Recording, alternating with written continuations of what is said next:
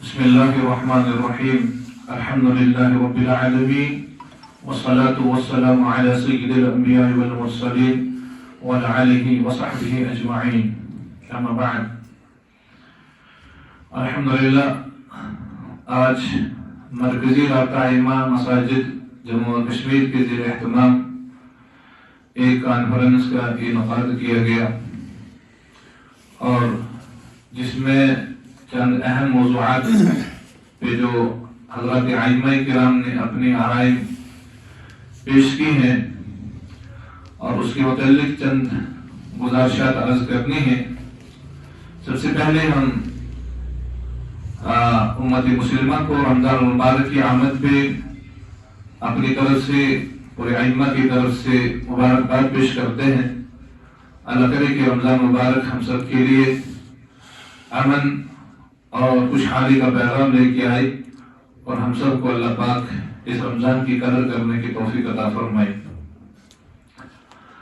خاص کر جو چند اہم موضوعات تھے وہ یہ ہے کہ رمضان مبارک میں الحمدللہ ہر مسجد جہاں مقتدیوں کی تعداد رمضان سے قبل بہت کم ہوتی ہے اور رمضان میں ہر ایک نماز پڑھنے والا بن جاتا ہے. الحمدللہ مسجدوں میں کافی تعداد بھی ہوتی ہے. اس سلسلے میں سب سے پہلے ائمہ حضرات کے جو اہم مسائل ہیں کہ ہم اپنی انتظامیہ سے اپنی عوام الناس سے اس پہ گزارش کرنا چاہتے ہیں کہ جیسا آپ دیکھتے ہیں کہ حالات اور مہنگائی کی اس دور کے اندر ائمہ حضرات اپنے اس تنخواہ کے حوالے سے جو آپ بخوبی جانتے ہیں کہ ہم اپنے امام صاحب کو کتنا ہدیہ پیش کر رہے ہیں تو اس وقت میں بہت کم ہے. وہ اپنی جو زندگی ہے بڑی مشکل سے گزار رہے ہیں. ہم ان انتظامیہ سے گزارش کریں گے کہ ہم نہیں کہیں گے آپ کتنی تنخواہ چڑھائیں, ہم یہ کہیں گے کہ آپ اپنے گھر کا خرچہ دیکھیں, امام صاحب کی تنخواہ ویسے ہی کی جائے. آپ ایک ذمہ دار, ایک گھر کے ذمہ دار ہونے کے ناطے, محلے کے ذمہ دار ہونے کے ناطے اس امام صاحب کی اتنا ہی ہدیہ رکھا جائے کہ جتنا آپ یہ سوچ لیں ہمارے گھر میں کھانے پینے رہن سہن میں کتنا خرچہ آ رہا ہے تاکہ امام صاحب اپنی زندگی اچھی گزار سکے. کیونکہ امام صاحب اپنی ہر ایک قربانی جو ہے وہ اپنے مقتدیوں کے ساتھ پیش کر رہا ہے. اپنا گھر چھوڑ کے اور اللہ نہ کھیرے کہیں بیماری تکلیف ہو تو اگر ہسپتال میں بھی ہو تو وہ فوراً دوڑ کے آتا ہے اس لیے کہ مجھے نماز پڑھانی ہے تاکہ میرے مقتدی یہ نہ کہیں کہ امام صاحب کہاں چلا گیا. تو ان چیزوں کا خیال کرتے ہوئے امام ایک نائب رسول ہے, اللہ نے اس کو بہت بڑا مقام دیا ہے تو اتنے مقام اور مرتبے کے لحاظ سے اس کو وہ ہدیہ ہونا چاہیے کہ جو میرے خیال سے جو ہمارے اس وقت ملازمین ہیں اس سے بڑھ کے ایک امام صاحب کو ہدیہ ہونا چاہیے. مگر اس افسوسناک اس دور کے اندر امام صاحب کو کم نظریہ سے دیکھا جا رہا ہے تو اس کو وہ تنخواہ بھی بیچارے کہ اسی حوالے سے دی جا رہی ہے. اور دوسرا ایک اہم مسئلہ یہ ہے کہ اس وقت رمضان مبارک میں خاص کر سفرہ حضرات آتے ہیں. سفرہ حضرات کے لیے بھی گزارش رہے گی اور ہمارے ائمہ حضرات کے لیے بھی جن کی مساجد کے اندر سفرہ حضرات جاتے ہیں وہ یہ ہے کہ ہمارے سفرہ حضرات جو ہے یہ مسجد یا ایک مدرسے کا ایک آئینہ ہے. جیسا سفیر ہوگا اور اسی لحاظ سے لوگ اس کی طرف دیکھتے بھی ہیں. یہ مدرسے کا ایک آئینہ ہے, شیشہ ہے.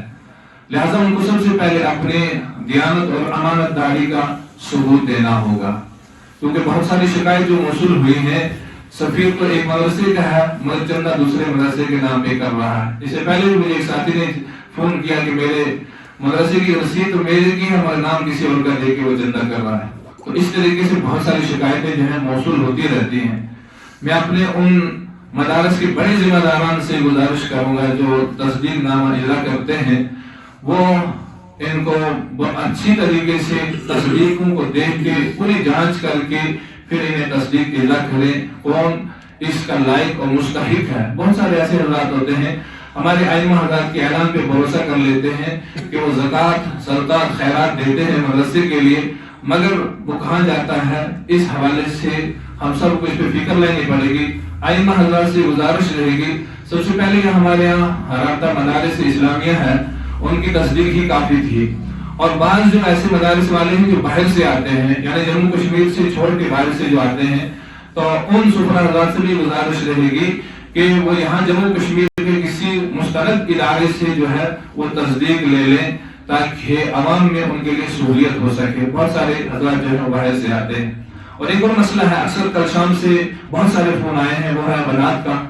بنات کا یہ ہے کہ ان کو کوئی تصدیق نہیں مل رہی ہے اور ان کے چندے کرنے میں بڑی دشواریاں ہو رہی ہیں۔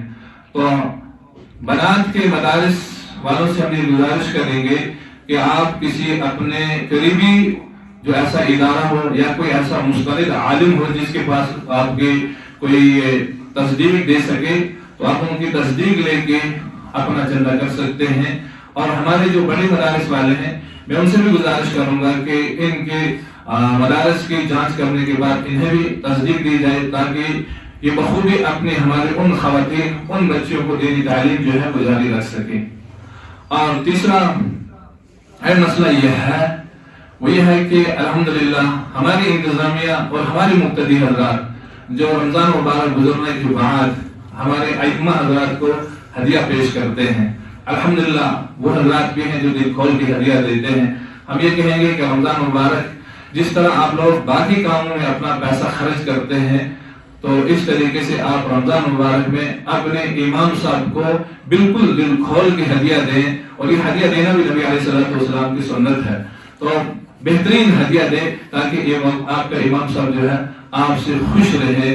اور اسی حوالے سے آج رابطہ ائمہ مساجد کی جو ایک کانفرنس ہوئی جس میں ہمارے حضرات ائمہ حضرات اس وقت موجود ہیں، یہ تشریف لائے ہیں، اور بہت سارے اس وقت رمضان کی آمد سے کل لوگ گھر میں تشریف لے گئے ہیں کہ ہم گھر سے واپس آ جائیں کیونکہ چند دن رمضان میں بھی رمضان میں چھٹی نہیں ملتی ہے۔ اس حوالے سے اس وقت ہمارے رابطہ ائمہ مساجد کے جنرل سیکرٹری حضرت مفتی اجازت احمد پرویز صاحب وہ بھی اپنی چند گزارشات آپ کے سامنے رکھیں گے۔ بسم اللہ الرحمن الرحیم۔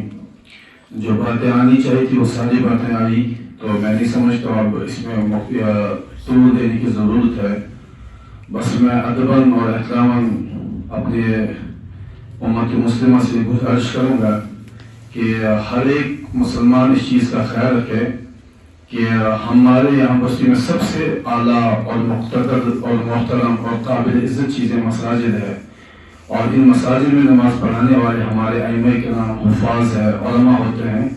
تو جس طرح ہمارے دلوں میں مسجدوں کی عظمت اور احترام ہے، اس طرح ہمارے ائمہ کے دلوں ہمارے دلوں میں ائمہ اور علماء کرام کا احترام ہونا چاہیے۔ لہذا ہر وقت ان کی عظمت ہمارے دلوں میں ہونی چاہیے، اور اسی عظمت کے اعتبار سے ہمیں اپنے ائمہ حضرات کے ساتھ معاملات کرنے چاہیے۔ دوسری بات جو رمضان میں خاص کر یہ گزارش کرنی جو حضرت مولانا نے تفصیلی بات کی، میں مختصر کروں گا کہ جو سفر آتے ہیں چندہ مانگنے کے لیے، امت مسلموں کو چاہیے کہ ان کو قدر کی نگاہوں سے دیکھیں، ان کو وہاں دروازوں پہ نہ بٹھائیں۔ ان میں علماء بھی ہوتے ہیں، حفاظ بھی ہوتے ہیں، مفتیان کرام بھی ہوتے ہیں، اور یہ لوگ گھروں کے لیے نہیں نکلے ہوئے ہوتے ہیں، مدارس کو چلانے کے لیے نکلے ہوئے ہوتے ہیں۔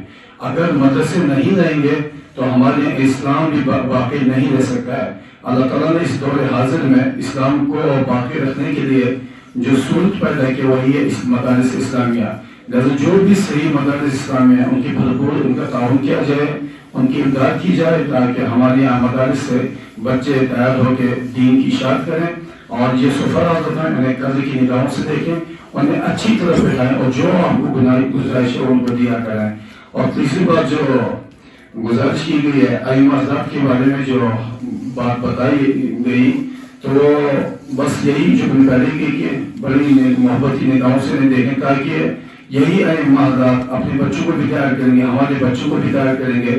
جس طرح تھوڑا سا کہیں کہیں جگہوں میں شکایتیں موصول ہو رہی ہے، اماموں کے ساتھ نازیبہ رویہ رکھا جاتا ہے اور ان کی بے عزتی کی جا رہی ہے، ظاہر سی بات ہے وہ ائمہ تو اپنے بچوں کو تو حافظ و عالم نہیں بنائیں گے، اور اس کی ذمہ داری ہمارے اوپر ہوگی، ان لوگوں پہ ہوگی جن لوگوں نے امام کی ناقدری کی، ان کی توہین کی، اور انہوں نے اپنے بچوں کو دیندار نہیں بنایا، تو یہ سارا گناہ اور یہ جرم اور لوگوں پہ آئے گا جو اپنے اماموں کی ناقدری کریں۔ اللہ تعالیٰ ہم سب کو توفیق عطا فرمائے۔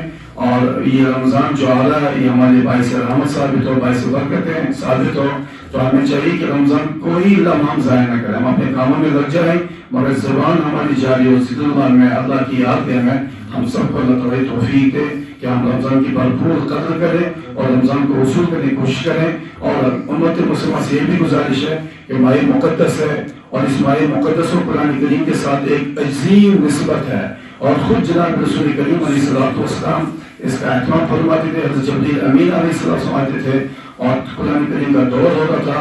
جتنا علم تراویح میں لگتا ہے اتنا ہی تقریباً ایک بار سننے میں لگتا ہے. لہٰذا ہر مسجد میں یہ اہتمام کیا جائے کہ ایک مہینہ ہوتا ہے رمضان مبارک پورے سال میں, اس میں قرآن کریم کی تراویح ہو اور پورا قرآن کریم سننے کا اہتمام کیا جائے اور اپنے سارے وقت کو عبادت ہی میں خرچ کیا جائے باقی چیزوں کو چھوڑ کے. اللہ تعالیٰ ہم سب کو توفیق عطا فرمائے اور جو کچھ کہا گیا اس میں ہم سب کاموں کی توفیق عطا فرمائے. وآخر دعوانا ان الحمد للہ رب العالمین.